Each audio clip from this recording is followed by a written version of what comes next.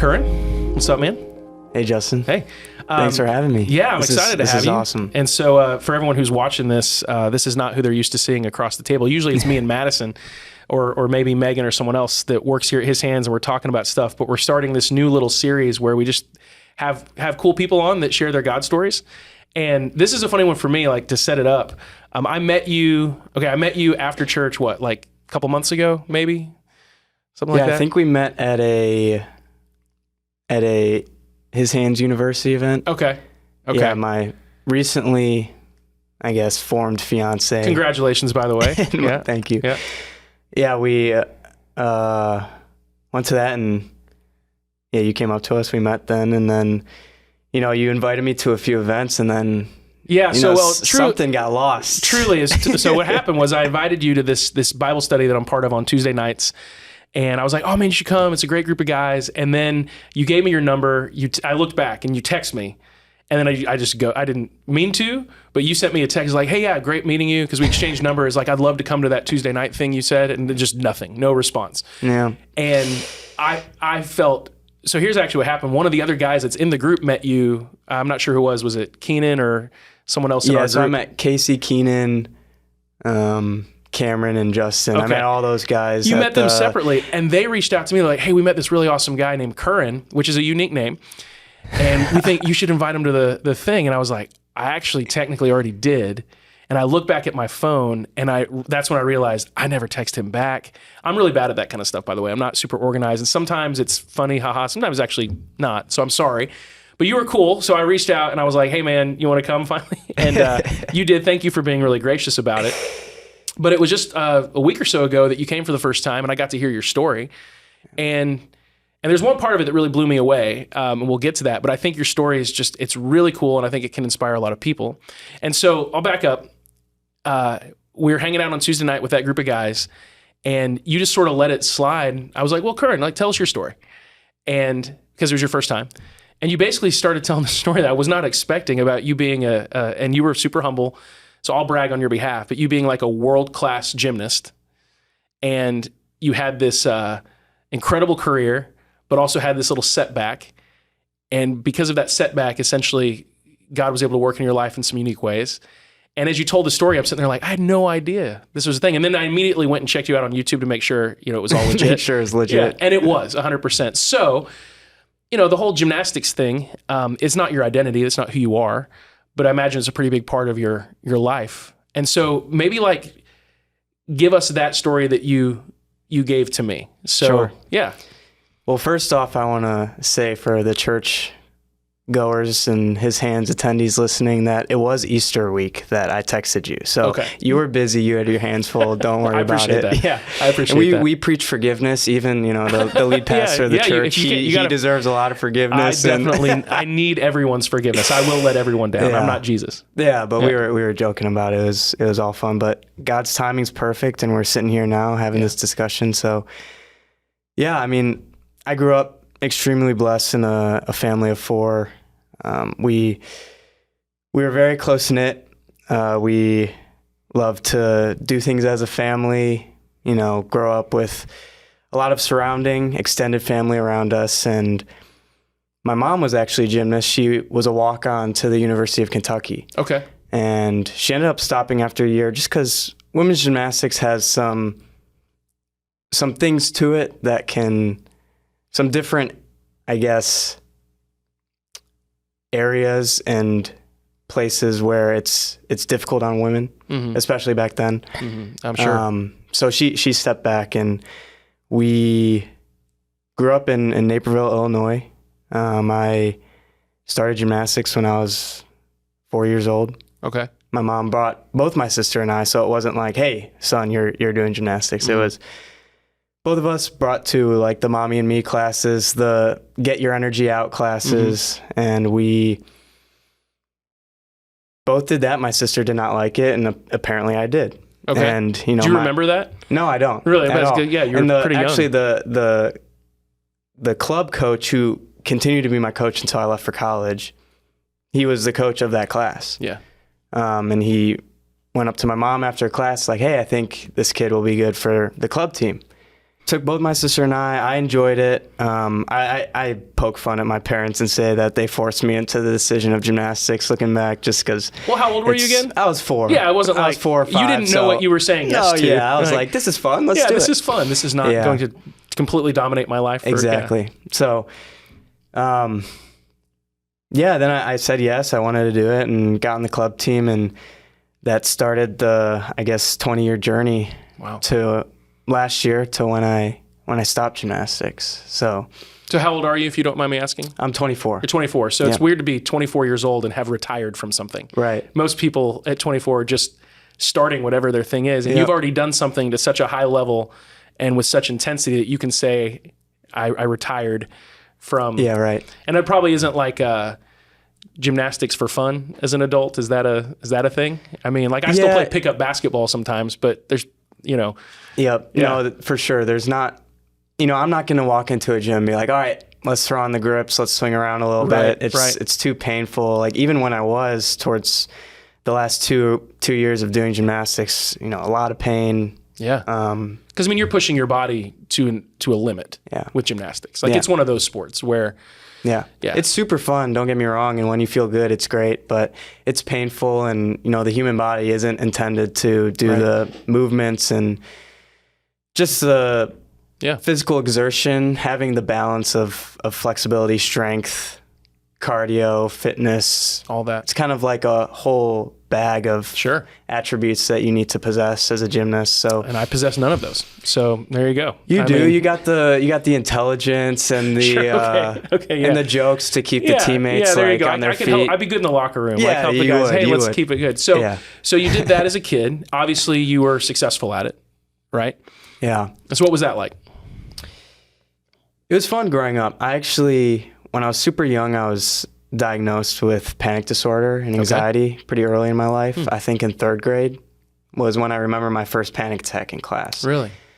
Yeah, I thought I was, getting sick, maybe had a stomach bug or something, went up to my teacher, kind of ran to the nurse's office thinking I was going to throw up. And my mom got me, went home, and it kind of started becoming like a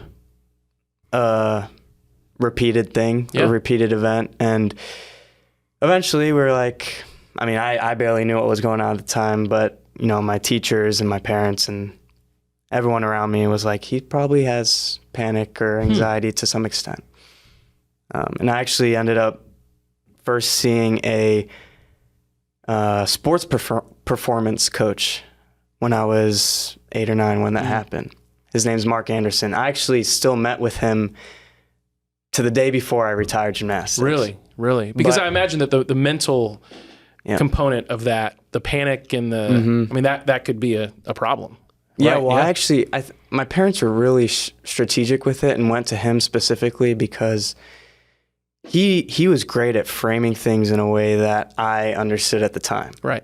I was very competitive. I loved gymnastics. I loved approaching it in that way.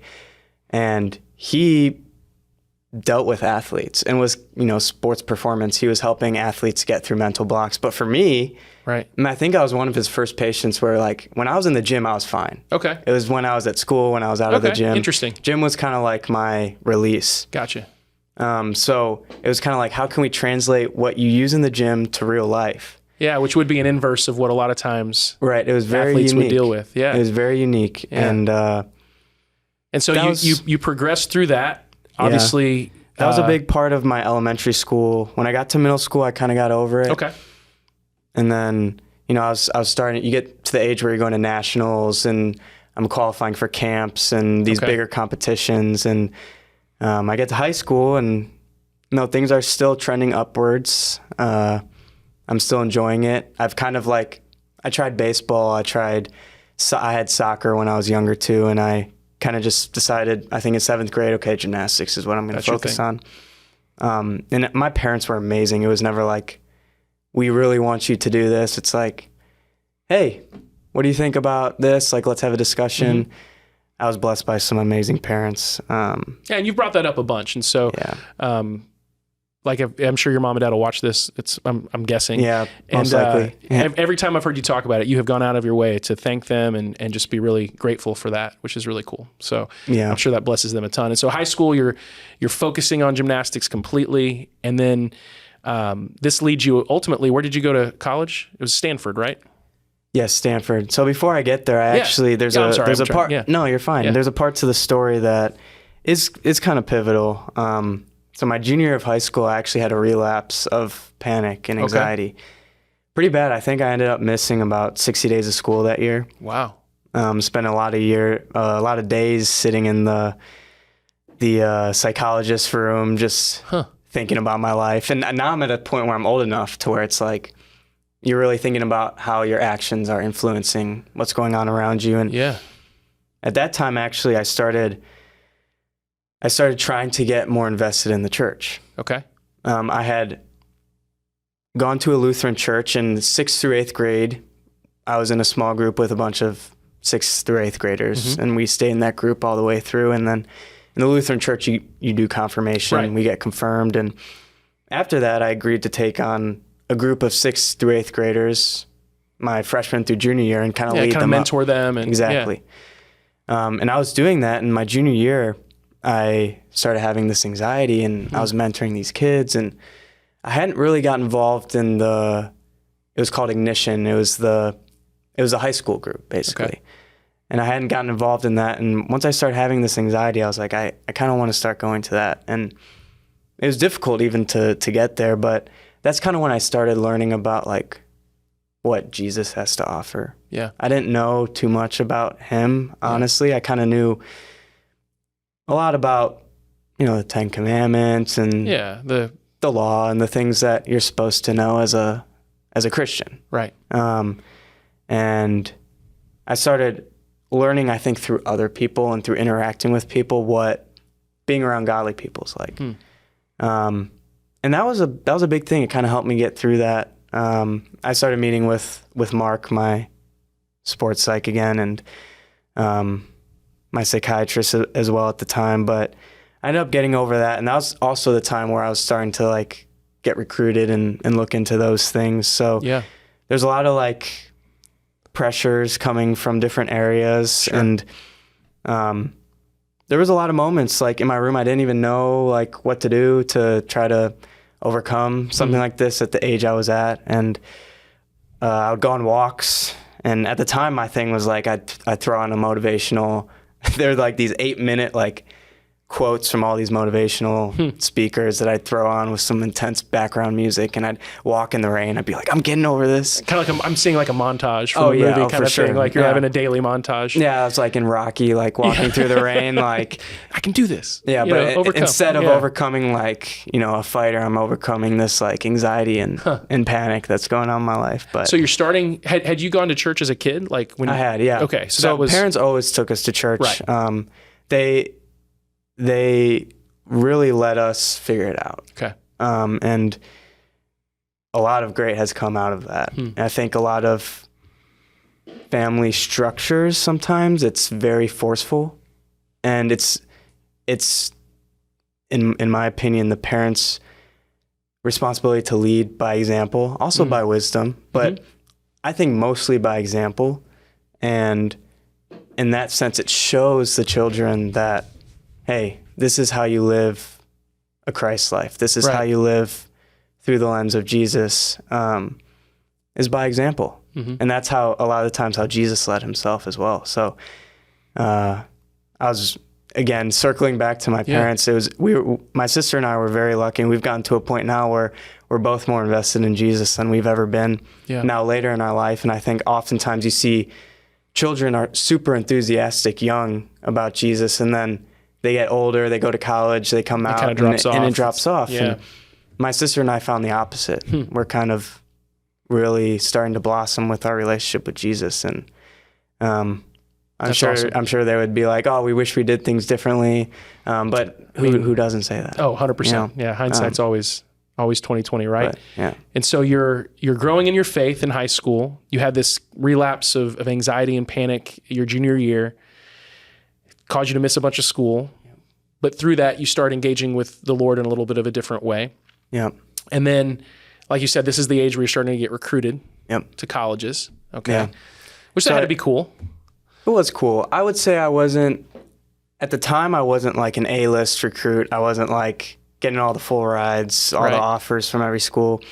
I was getting scholarship offers from certain schools, and certain schools were more interested in me than others. I was like right below. Okay. Everyone was going through, and as I explained to you before, gymnastics is a pretty small community. Yeah, I didn't know that. I didn't realize that so few schools have full-on gymnastics programs. It's not like every school has one. Yeah. And you said it's getting smaller even. Yeah. So at the time, there was around 15 programs. I'm probably off, but over COVID, 2 of them got cut. Yeah. 2 Big Ten schools, so, the number drops. Yeah, so there's fewer spots. Yep, fewer spots. Which means you have to be better. Yep. Right. So most schools, like the top 5 schools, I'd say Stanford, Oklahoma, Michigan are always kind of, at least for the last 10 years, have been kind of the big 3. Right. And then you've got, at the time, Minnesota was a pretty good one. They were one of the schools that got cut. I was looking at going there. I really liked their coach, and their team was cool. And Iowa was another one that was pretty big in the Midwest. They ended up getting cut as well. Penn State's another big one. Ohio State's got a program. They've had success in the past as well. And then some programs are like exist, but they don't have scholarships. So like, so like Cal has a team, but they don't have scholarships. Okay. So as you can tell, or as you can assume, they're usually like, they're not fighting for national championships just because they don't have the ammunition to bring in guys. Yeah. But yeah, I mean, it was cool. I think I'm very grateful that I wasn't like a top recruit. I think I didn't have the foundation to accept that humbly at the time. I don't know how that would. Very few people at that age could, right? Yeah. Yeah. It's like if you grow up celebrated to a certain level, it's really hard to appreciate that because it's just always been there. Yeah. Yeah. Okay. So you were like that next tier. Yeah, that next tier. And, I ended up getting a few offers from some schools. And actually, one of my lower offers was Stanford. But I had a discussion with my parents, and it was too good of an opportunity educationally. And their team was the class of guys they recruited to. Actually, one of them was my teammate growing up. Okay. So I already knew him. It felt right. It felt like the right group of guys to be with, and it ended up being right. Yeah. So you went to Stanford. What year did you start there? 2018. 2018. Okay. Wow. So you were in college during the whole during COVID. Yeah. That's crazy. Yep. Okay, I'm sure. Yep. And so obviously I don't know the full story. This is the most detail I've had because you gave this in a really encapsulated form with the guys the other night. But I know that at some point, maybe I guess it was college, you definitely leveled up in terms of your gymnastics, right? Because you end up being on the USA team, or explain that to me. Yeah.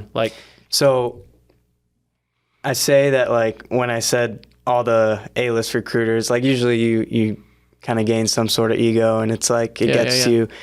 The A-list recruit that Stanford got was not like that. His name was Brody Malone. He's 2-time Olympian, one of the best gymnasts I've ever seen. Okay. Going to be the best man at my wedding, an amazing guy. That's really cool. I was blessed by him. He grew up in Georgia, actually. He grew up in Cartersville? He trained in Cartersville. Okay. I forget where he was born. For some reason, I thought it was Rome, but I could be wrong. Other way, and he was part of the gold medal team that just won. Bronze medal team. Yep, he was that's part right. of that It was bronze team. medal, but did one of the guys get a gold in a?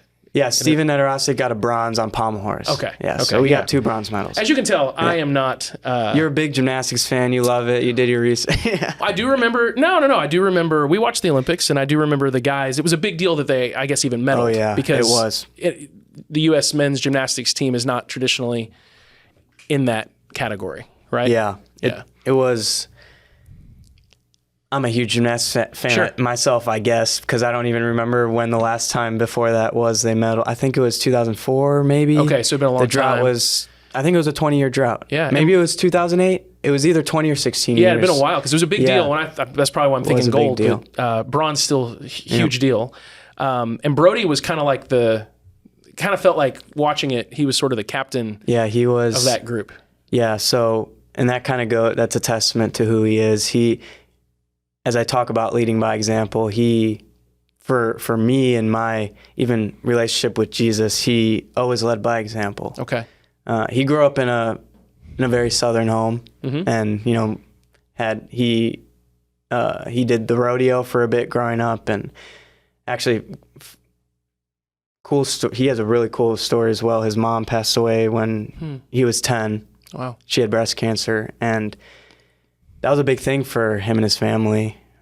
He has all younger siblings, so he had to really step into a role of leadership when he was 10 years old. That's crazy. And you can really see that through who he is. And when I got to Stanford, he was the big hotshot, the full ride recruit. Mm-hmm. He had won the junior national championships the year before, and he comes in and you don't know what to expect out of these guys, and he's just the most humble dude you will ever meet.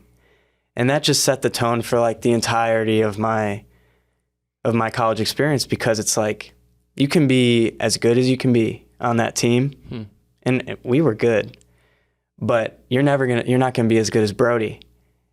That means you can't be more cocky than he is. And if he's the most humble guy on the team, if you're not being as humble as him, you're going to be called out on it. Yeah, it makes sense. Like if he's the guy and he's not cocky, then what business do you have being cocky? Yeah. And so you got this, and he was. Seems like his faith is a big part of his life. Yes. So yeah, absolutely. So you're in high school, you're getting recruited, you're starting to grow in your faith a little bit. Then you end up, by God's awesome design. Yeah. Right. You end up here, and you get a chance to be poured into and influenced by this really special guy. Yeah, That's really cool. He was special. And we, it wasn't really until our senior year, maybe after that, till we actually really started talking about our faith and our relationship with Jesus. And he always led by example too. Like I said, like I would watch him pray before he ate meals, and I could just see he had a relationship that I wanted. Yeah. And he had a fear and awe and reverence for God. And that really stuck with me through my time getting to know him, and even today.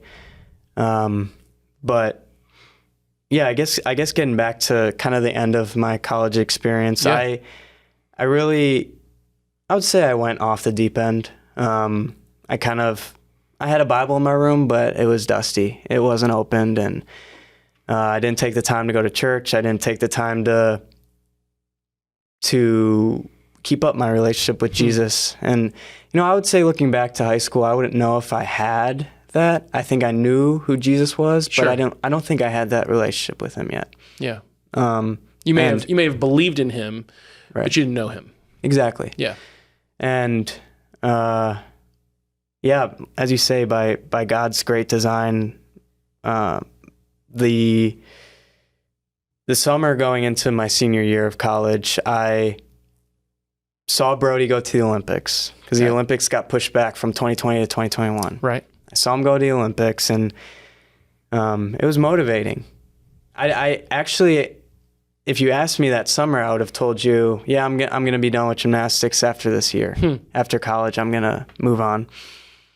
But it was motivating, and I kind of found an avenue through gymnastics terms and lingo that I won't get into, but my event ended up being parallel bars, and I kind of found an avenue and a strength point that I could capitalize on. Okay. And so you sort of specialized in that event? Is that what that means? I did other events as well. Right, you do, multiple. But I saw an avenue to national team, to international competitiveness. Gotcha. Through certain skills that I started training, that I was like, these are kind of working out. And gymnastics is very, if you can find your niche, you can be successful. Right. As you saw in the Olympics, Steven Netarasic, he did one event, the pommel horse guy. He's the guy that doesn't have great sight, right? Yep. Wasn't that his story? Yep. Yeah, with the glasses. He only did pommel horse. That was his thing. Yeah. And if you found your avenue, you could really capitalize on it. And for some reason, and now looking back, it doesn't seem like it's a fluke. But I think by God's grace and his plan for, what he had in store for myself at the time, I think he was like, okay, I'm gonna give you this now. You're not gonna know that it's me doing it, but eventually you'll look back and see, and you'll see what I was doing. And I started improving rapidly. That summer, and I'll just kind of go through the timeline of things. That winter I make national team. I think it's 2022, my senior year. That winter I make national team for the first time.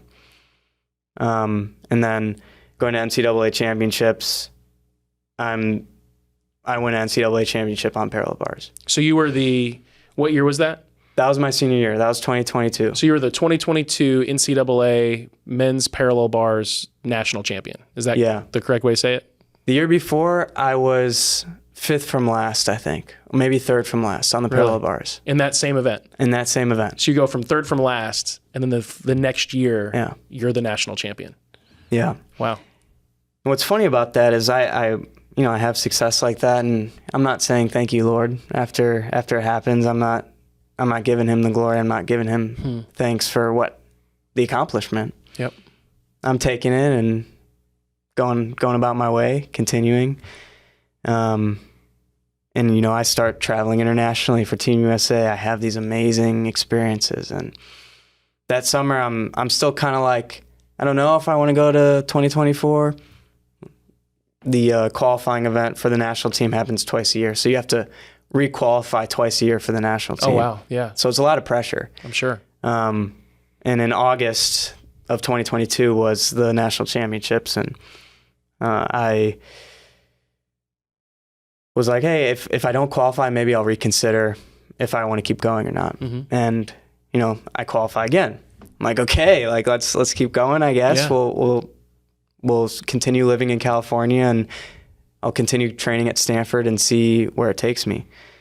So I do that, and I started having this back issue. That's when the back issue started. Okay. And it actually happened right before that national championship. I think it was July of 2022. Okay. But I was able to recover quickly and compete well. But I continued training, and I kept getting better. And that winter, 2023, we get close to the qualifying event again, 2023.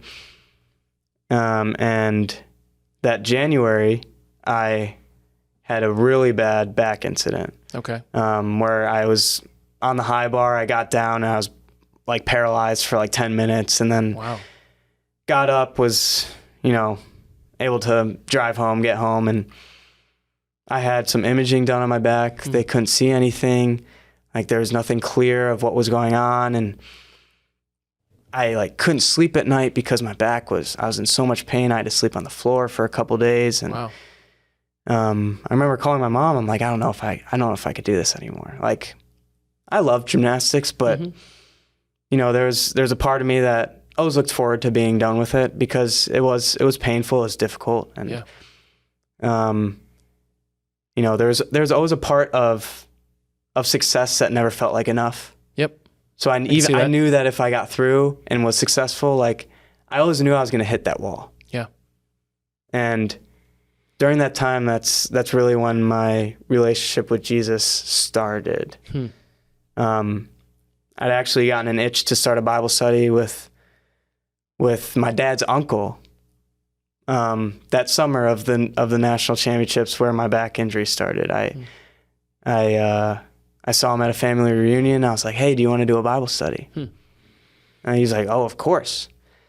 And I'd known he was really into his faith and loved the Lord, and I wanted to learn from him. Yeah, it's similar to what you kind of mentioned with Brody. It's like you saw something in this guy that you were like, I don't have that, but I want that. Yep. And so you reached out to him, and were you doing that over Zoom, I guess? Yep, we were doing it over Zoom. It was my dad's uncle, my dad's cousin, my dad, and myself. Okay. To start it out. We were going through Matthew, and I remember asking him, like, oh my gosh, Jesus seems so mean. Like he's yelling at these Pharisees, and he's he's teaching with authority. And I'd always just thought Jesus was, you know, he does what he needs to do for you, and then you can kind of move on, and when you need him, you can go to him. Yeah, and sometimes the depictions of Jesus, especially like in past 50 years or whatever, he's just very like placid. You know what I mean? It's almost like kinda, California Jesus. Yeah, he's just like, just love each other. And, Yeah. And there's an intensity in Jesus that you see. Oh, yeah. I mean, Matthew's a great, there's so many stories I'm just thinking of now. Even there's one where it's like when he heals the man's hand in the synagogue, he knows how angry the Pharisees are going to be. Yep. And it says that he looks them like in the eye. It's like he looks around the room and he's just locked in with these guys. Yeah. And they're locked with him, and he does it. And it's almost this act of defiance. It's obviously, it's an act of love to this man that he heals, but he knows exactly what this is going to do. And he's doing it very, very in their face. Definitely. You know what I mean? Jesus was not afraid of conflict by he any was stretch. not. No. That's something we tend to underappreciate about him. So you're studying Matthew, you're seeing Jesus in ways you've never seen before. Yeah. But you were still doing gymnastics at the time, correct? Yes. Okay. Yeah, sorry, I went back. No, I'm loving this. This is great. But I think the interesting thing about that, just seeing Jesus in a different light, I think it was less about learning about that part of him. It was more about seeing how much I didn't know of him. I was like, I need to start reading a bit more. Mm-hmm. So then I'm reading my Bible every morning. That's great. But I would say at that point I still hadn't given my life to Jesus. And going back to when I had that moment where I felt paralyzed and I wasn't sure if I wanted to continue, I ended up going for it. That winter, the nationals that is adjacent from the one in August is in February, where you requalify for the national team. And I was able to get there from January. I had a great group of people around me at Stanford, and they helped me push through, and I had to take a step back in some of my performance, but I was still able to make the team. Wow. By the grace of God. And so looking back, you requalified for the national team. Okay. Requalified, went on an international trip, come back, and I'm still I'm reading every morning. I'm starting to become a little more interested in God. I'm starting to make changes in my life that I'm seeing the result of. Yeah. But I'm still feeling empty inside. I'm still feel like I'm chasing something that I'll never get. And my identity was still in gymnastics at the time. Right. I was starting to know Jesus, but my identity was still in gymnastics. And then this opportunity came up to move to Florida. They had recently started a training center specifically tailored for elite gymnasts out of college. Okay.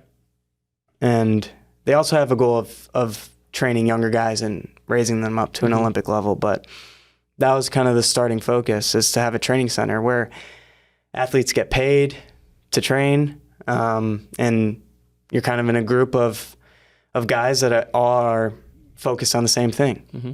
And when I was still in California, I was kind of getting, nudges from people in Florida, like, hey, do you want to come down and see what we have to offer? And one of the people down there was my former coach at Stanford. So I already knew him. Okay. And gymnastics is a close-knit community, so I knew all the guys that were already training there as well. And I went down and visited and looked into it, and really because of my back injury and everything that was going on, I kind of saw the only way that I was going to be at my best next summer, which was the Olympics, because we're now in 2023, was to have the most resources around me. Mm-hmm.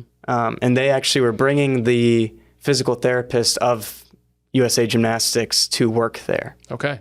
Wow. So they were bringing in a lot to super high level stuff then. Oh yeah. And Stanford had equally the same amount of high level treatment and care, but when you're not on the team, you're limited into your access. Right.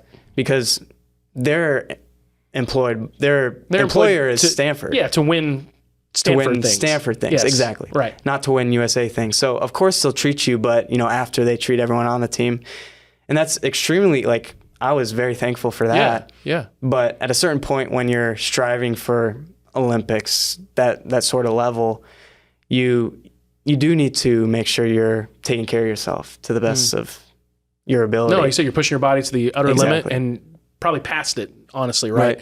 So you need, yeah, okay. So at that point, that was my reason for going. Honestly, the money was I guess a bonus. I wasn't focusing on that. But you were hyper focused on Olympics. Yeah, I was very focused. Like gymnastics was my identity. Yeah. It was still what I was pursuing. It was what I was going after, and so I moved down there, and 2023 was the beginning of it was tough. I was off campus. I was not surrounded by all this college stimuli anymore. I didn't have those worldly distractions around me, so I had more time to think, more time to sit, be still. And that was hard for me at first because it was like, hey, look at this area in your life that, and it wasn't like Christian convictions, like I was, God forgive me. It was just, it was refining, it was reforming. And, part of that pushed me to Florida because I felt like I needed something new. I needed to get away. I needed just a new place to be. And something that excited me about going down there is I could find a church. Okay. And I started doing research about churches in the Sarasota area, and I never found a church in California that I felt was the right fit. Yeah. Moved down there, and I started going to this one church, but I didn't really get too involved. And the August Nationals come around in 2023. And I had a big goal of making the World Championship team. And I go there and I don't perform well. I am selected as an alternate for kind of the B team, which was sent to the Pan American Games in Chile. Okay. And I was selected as an alternate for that team. And I was really heartbroken. That was the first time in my career where I really, really wanted something. And I knew I could do it. I was I transitioned into a confident competitor, but that was something where I knew I could achieve and that was the pinnacle of the sport, is the World Championship team and the Olympic team. And it was tough after that, being selected as the alternate for the B team when you're a competitor, you want to be on that A team, you want to be competing at the biggest stage. That you can. Exactly. Right. But that moment was really when the whole relationship with Jesus started. That's when I gave my life to Jesus, is after that. Okay. That event. So after that event, what do you think prompted you to give your life to Jesus then? Like, what was it? Like all these, it seems like a lot of things are happening inside. A lot of things have been building up. A lot of seeds have been planted. Whatever metaphor we want to use. Like you were moving in this direction, but you said your identity was still in gymnastics. Yeah. And so was it that you didn't achieve that goal? Did you like, well, what now? What was that? It was still this lingering, I wouldn't say emptiness, just something was missing. Yeah. And I kept getting this nudge through the church I've been going to, I kept getting this nudge to go to this group, and it was called Leadership Development Group, LDG. And I think the first time that they sent out a message to come, I was about to walk out my door and I didn't go. I was like, I don't know anyone, I'm nervous. And the second time I got myself to go, I got in the car, went. And I show up and I'm first greeted by this one guy, and he's, happy to see me, have a good conversation. I'm like, this is a cool dude. This guy's awesome. We have a little bit of worship. The leader of the group gives a little bit of a message. We go into small groups, and I was like, this feels good. This feels really good. I feel like I'm finding something here. Same guy that greeted me, his name's Jonah. He's like, hey, you want to get lunch after? I'm like, dude, of course. I would love to. So we get lunch, and then he invites me to this Bible study that one of my other really good friends to this day, Brockton, led. And, I show up to that Bible study. And I keep just going to these things that, they keep building up on each other. Yeah. And now I'm in a room of 15, 20 to 28-year-olds talking about God, worshiping God, and I'm feeling the presence of the Lord. Like I'm getting a glimpse of heaven, and I'm understanding, okay, it's not church. It's not cleaning up your life. It's not following. It's not religion. Exactly. Yeah. It's not following religion or demands or commands. It's Jesus will meet you where you are. And it's exactly what happened. He sent me to Florida, and through his Spirit, which I didn't even know I had, led me to these places where I could learn more about him, embrace and all the goodness he had for not only me, but his people, and just witnessing it, and that was really cool.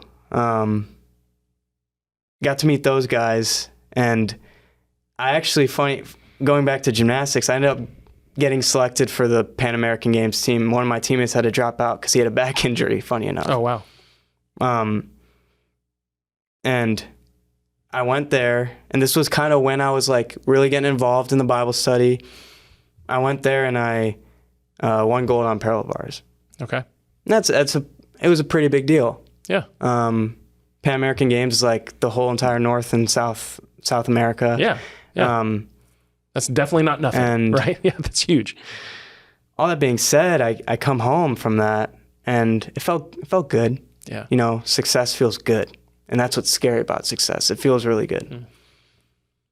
But I come home and I go back to the Bible study. And I go back to some of the events that the church is hosting. And there's this one moment I was driving home from one of the events and had my windows rolled down and I'm blasting worship music, and it was the freest I've ever felt. And at that time I was like, okay, Jesus, like, I'm yours. Like, my identity is not in these successes that seem great, that feel good for a week, a month, and then fade. It's in the one who, whether I knew it or not, has always been there. Yeah. And after that, things transformed. My approach to life, my approach to gymnastics itself, and my understanding of the word, of what God had done in my life. Yeah. Everything transformed. And it was just because I said yes, and I just let him in. It was funny, during that time too, I recognized, and it was kind of scary in ways, but I told you this, I recognized that God brought me to Florida to introduce me to Jesus. Yeah. He didn't bring me to Florida to be successful. So I'm like, oh gosh, what do you have in store for me for when we get to the big events that are coming up? Yeah. So I mean, so it's just so cool to think about this, that like, so in a way, and hearing their story in more detail, I'm really grateful for this, because it honestly, like, it challenges me. It inspires me too. God he gave you a gift for gymnastics, obviously, and even there's a lot of people who would put in the same amount of work and effort and couldn't do what you did, because a lot of it is God-given ability and talent, right? Yeah. But you're spending your whole life from the time you're 4 years old, you're specializing in this hyper-competitive, ultra competitive thing. You're competing at the highest levels, right? You're winning national championships. You're on the, you're like on the radar for the Olympic team. You're in that level. You're winning a gold medal, and it's like, I got a gold medal. What I'm hearing basically, because I have a gold medal in my hand, and this doesn't mean as much to me as I thought it would. Yep. Because at that point, you'd also had a taste of who Jesus is, and you're like, this is great, cool. I'm grateful for this, but this isn't what fills me. There's something greater. And you knew what that was. Like, the Lord had been leading you to that. It's actually cool to hear that He had basically used gymnastics as a vehicle to get you to Him. Exactly. You know what I mean? And I think that's so amazing, because oftentimes people who do have a lot of success in the world, their success is a vehicle for their own glory, for their own wealth, for their own prestige, for their own whatever. And there are others who that same thing surrendered to the Lord is a vehicle, to know him better and experience him more, but also for his glory and to encourage people about who they are in Jesus. And I mean, it's such a cool, there's so many people I think that could hear your story and be like, they're chasing something. They're chasing something that they think is going to fill them. And man, if I could just reach this level, if I could make this much money, if I could accomplish X, Y, or Z, I'll be so satisfied. Yep. And your story is that, I did it, and I got there. I got the gold medal in my hand. I'm winning the net, and no, none of that compares to knowing Jesus. Yeah. I'll tell you, incredible. I don't wake up any morning and think, oh my gosh, that medal I won in Chile, oh, that's amazing. Every morning first thought is Jesus. It's those things fade. Matthew 6, exactly what you talked about yesterday. It's those things fade. Yeah. Don't store your treasures in anything here. Yeah. For you, it's a literal gold medal, which literally, is yeah. But still, like, one day it could be here, the next it could be gone. Correct. And and you kind of experienced that. You said did you break your thumb? Yeah. We'll fast track there because I feel like we're going long, but no, we're good. We're good. Yeah. So 2024 comes around, the Olympic year, and I feel this overwhelming peace of whatever happens. And it was kind of the first time in life that I truly felt that. I was always okay with failing. Like I always was fine with it. I knew it was a segue to something greater. Sure. Something to motivate me, but it was a different perspective. I knew I was okay with failing because it didn't matter. It really didn't matter. It was gymnastics. And I had already believed that God had accomplished what he needed to through gymnastics. Mm-hmm. So this is all bonus. Mm-hmm. And, I qualified for the USA team again in February at the nationals and winter nationals. And I probably had the best competition in my life. Really? It was really fun. I had people with cameras in my face asking me questions, and I was excited more about that because I was like, I want to talk about Jesus. Like, I want to give glory to him. Like, I want the first thing I say to be like, this is all for you. Like, I'm doing this because I want to talk about Jesus.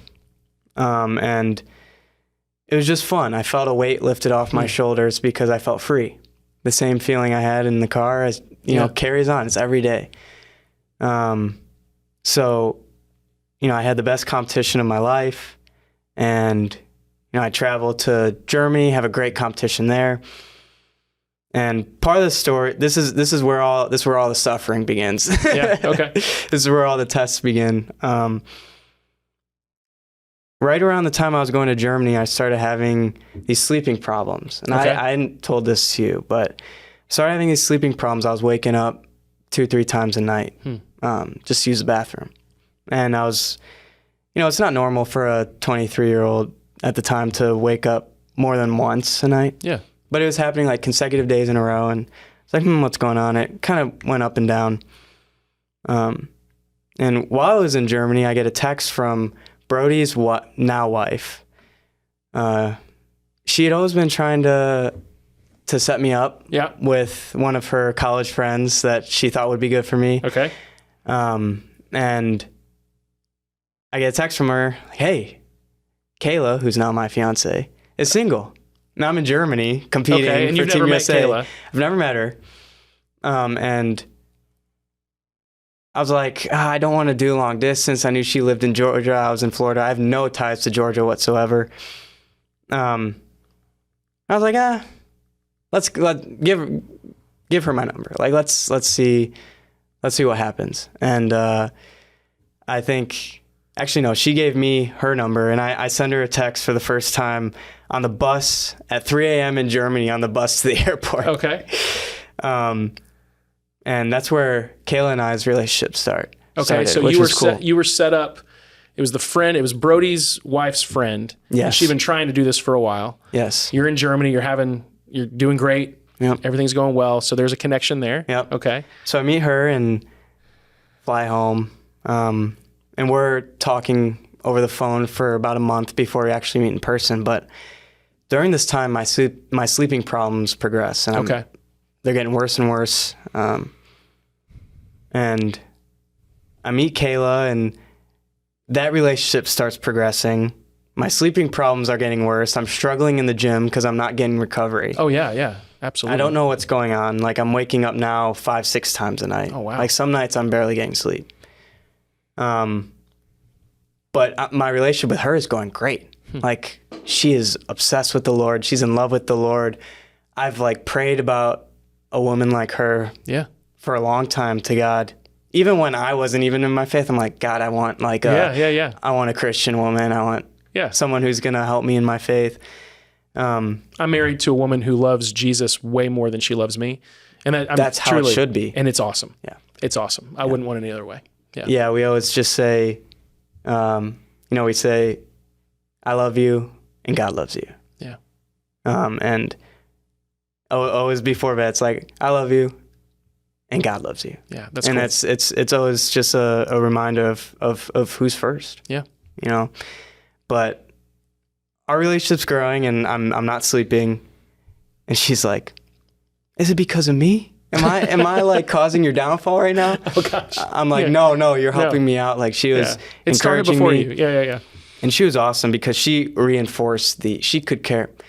And she cared about gymnastics, but really she could care less. Right. If I was successful or not. She honestly didn't want me to be successful at points because, as I said before, success is a slippery slope. No. And it's easy to hang on to it super tight. And to a certain degree, she didn't want me to fail. She wasn't like, hey, go out there and fall and break a leg, but seriously, do it. An injury would be great. Yeah. She was just like, hey, remember where your identity is. Yeah. Remember who you put your faith in. Yeah. And we're leading up to USA Championships, and basically how the Olympic team was selected is 2 days of USA Championships, 2 days of Olympic trials. And all of those scores are compiled to select the Olympic team. And the first day of USA Championships, I'm warming up, and I'd had some like thumb soreness randomly leading up to it. My first turn on the vault, one of the events I was doing, I felt it crack. Just the first turn. And it basically went numb for like 25 minutes. I couldn't warm up the next event, which was parallel bars. Basically, what you do is you warm up all the events and then you compete them all. Okay. So I didn't warm up parallel bars really at all. And then high bars, the event after that. Those were the 3 events I did. Barely warmed up that. I'm sitting in the back. I'm like, I don't even know if I can compete. And I actually had bought like this mini Bible that I put in my backpack just to read during the event if I like just needed to ground myself.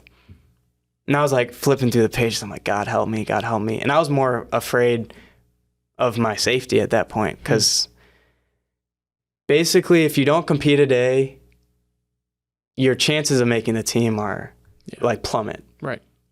They selected 3 out of the 4 days of competition. That's how they did it. So you had grace for 1 day of competition, but if you don't compete one day, you have 3 out of 3. Yeah, the rest of them have to perfect, be lights basically. out. Yeah, that makes sense. But by the grace of God, I end up pushing through. I compete. I don't do well. I fall on vault. Parallel bars, I stay on somehow. High bar, I fall. The next few days were, because the second day of competition's in 2 days. So we're trying to figure out what's going on with my thumb. The next morning, I'm in the MRIs. And it turns out I fractured my thumb. I have a few ligaments that are partially torn. Wow. And my coach's like, all right, let's see if you could try to compete on Sunday. If not, we're going to have to scratch you and petition you to Olympic trials. And Sunday, I try to hang from the bar. I can't even grip it. Yeah. So it's like, we got to petition you. And at that point, it was like, I got scores in for the first day of competition, but they were not good scores. Right. And then you're doing with a broken thumb. And then I scratched the second day. So I was basically off the Olympic team. Yeah. Basically at that point. And the sleeping problems had continued. So I was dealing with that. I was dealing with a thumb. I go home and it's hard. It's really hard. I have basically a month to recover from my thumb to prepare for Olympic trials, an event that I know I'm not going to make the Olympic team. So I'm basically just training to compete for fun. Just for like one last good time out on the competition. Hurrah kind of thing. Yeah. Exactly. But I'm driving 2 hours every day to get this treatment on my thumb, and I'm going to therapy to help like my sleeping problems. It was actually ended up being a pelvic floor issue. We found that out.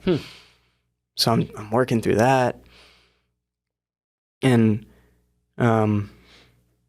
it was a really difficult time of suffering.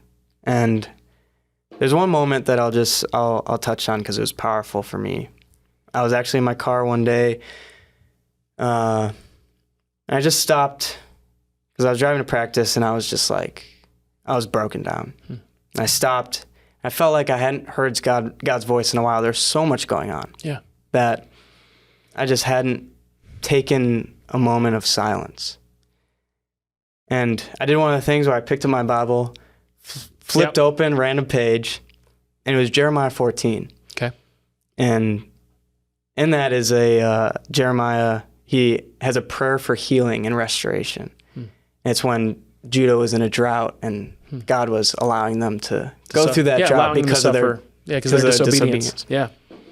I read through that prayer, and at the end of it, it's, Jeremiah's like, and how a lot of prayers in the Old Testament go when you read them.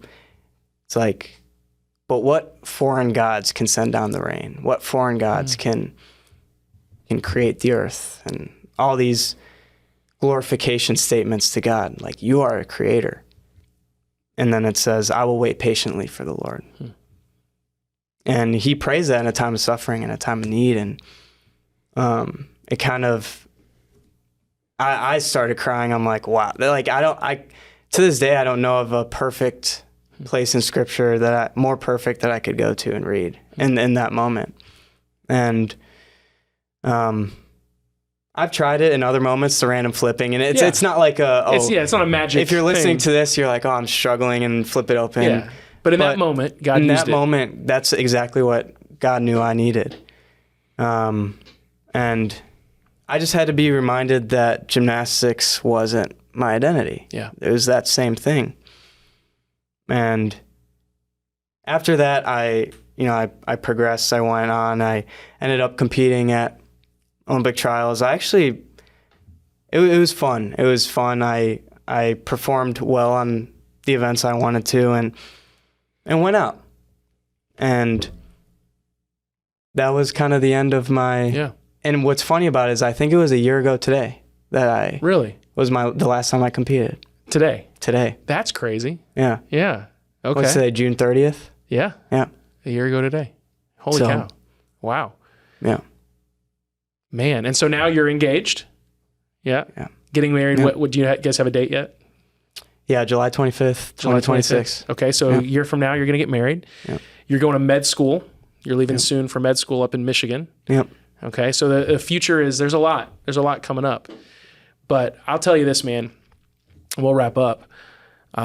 It's so cool hearing your story. And it's so inspiring to me because I've been following Jesus for a long, long time. I've been in full-time ministry for 20 years. And I can say that just your love for the Lord, how much you love Jesus and how excited you are to talk about him, and how you're actually living out in so many ways a very literal version of what Paul talks about when he says, all the things that I used to think were important, I consider it all rubbish compared to knowing the Lord. Like, I see that in your life. And it really it challenges me. It encourages me. So I'm sitting here going like, Lord, like, renew that same joy and passion. Yeah. You know what I mean? So I want to thank you personally, because I'm having moments with the Lord as you're talking where I'm like, Lord, I want. So we need things rekindled sometimes. You know what I mean? It's easy for things to get in kind of a rut.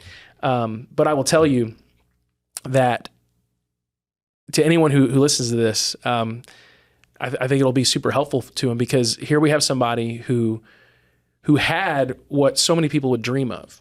I mean, honestly, like, I have a son who plays basketball, and that's awesome. He's going for a high level of that. That's great. But I mean, gymnastics, like you said, it's a small sport. You have to be elite of the elite of the elite to ever be at the level you were. And most people look at that and be like, man, if I did that, that would be the thing I would pin all of my identity onto. Like I would live the rest of my life, telling everyone I could about what I did and and you're like, I had that, I experienced that. And I can say with conviction that does not compare to knowing Jesus. And Definitely. I would take Jesus every day over all of that. Yeah.